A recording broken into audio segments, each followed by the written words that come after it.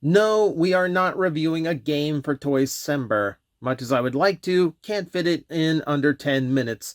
But we can talk about a toy based on a literal video game cartridge. So, I believe these are called console heroes, and this is essentially retro video games except Polly Pocket slash Mighty Max. Except not quite. So, typical looking Genesis cartridge to the layman eye, it may appear. However, way thicker than a Genesis cartridge typically is, because this is going to open up into a little micro diorama playset. But they did try to keep it as accurate as possible. The label looks correct. It's the classic Genesis logo, though they make a Mega Drive version as well. Tails and Sonic there, just as they appeared on the cover for the first time. You do have this slip telling you what game it is at the top, even though that's going to become completely superfluous.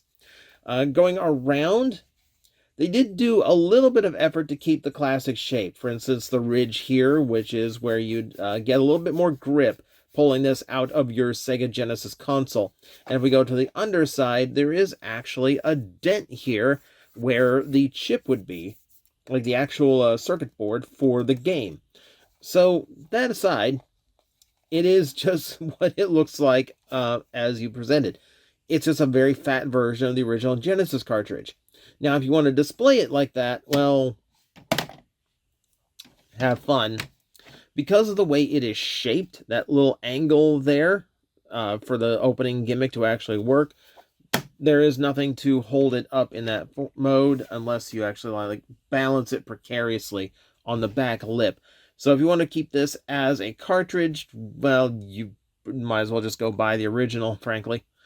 Okay, but I promised you micro playset. I deliver micro playset. Let me crack this open so we can get a look inside. There we go. And just like that, you have a micro representation of Emerald Hill, the first stage of the original Sonic game. Rendered in exceptionally bright green plastic, brown paint to accent all the log areas, or what I thought was stone areas, but we're painting them the same as the logs on the bridge. You see on the bottom, you have some pixelated water there, unpixelated ground around the bridge. That's a little bit odd. And then, yeah, what looks like just a straight-up screenshot from the Genesis game as a sticker in the background. So, cute little representation of Emerald Hill, right? So, we need to populate this. As you can see, we have a set of little pegs at the bottom, and we need to fill those up. And, of course, we have to have, like, Sonic the Hedgehog there.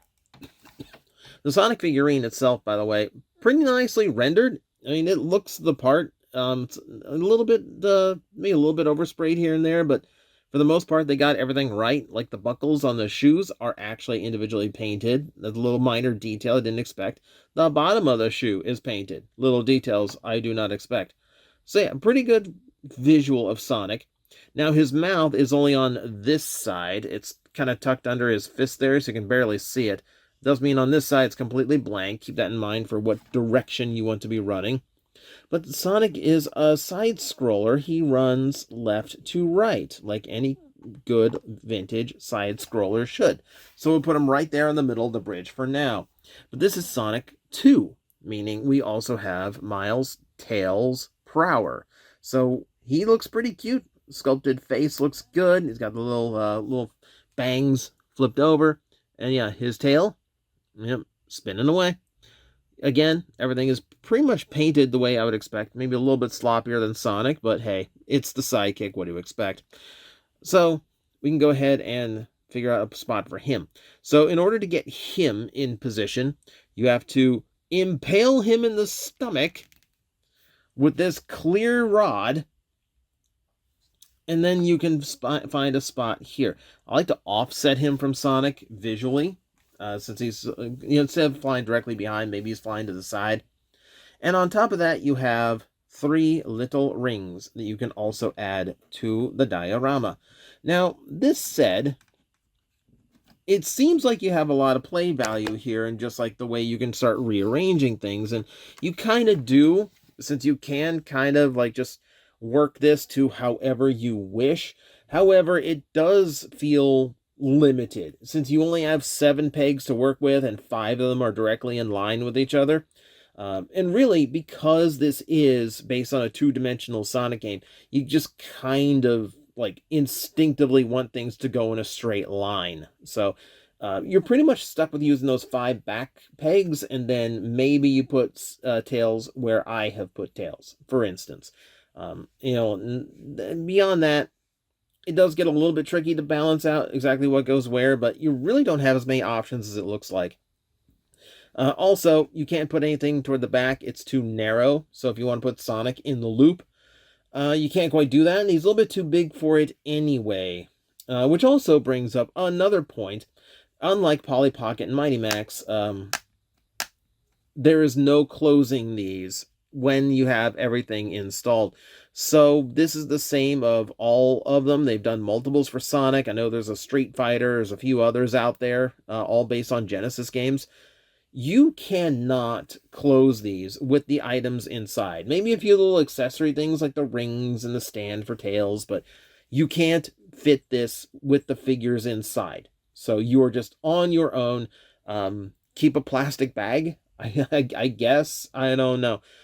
It seems like a little bit of an oversight, because that was the whole point of Mighty Max and Polly Pocket, that you had an entire play set and micro action figures that you could play with straight out of your pocket or your book bag, and the whole thing was just there. Here, unfortunately, yeah, they missed that part of the gimmick, so you do not get that level of play value out of these sets. What you do get is just this cute little novelty display that makes for a nice little desktop toy, or just reminisce on your favorite video game. It's just this little micro scene. And and if you want to and just like experience it as a cartridge, that is an option. But for the most part, I don't know, these are underwhelming for the price they go for.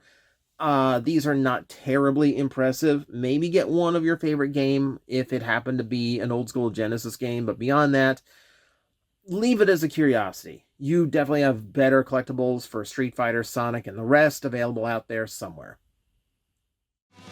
Hello everyone, I am Astral Agent Magnetar, a tokusatsu VTuber, and I am streaming 4 times a week over on Twitch, Monday, Tuesday, and Wednesday afternoons, and a special late night one on late Friday/early Saturday. So come watch, come hang out, and let's make an impact together.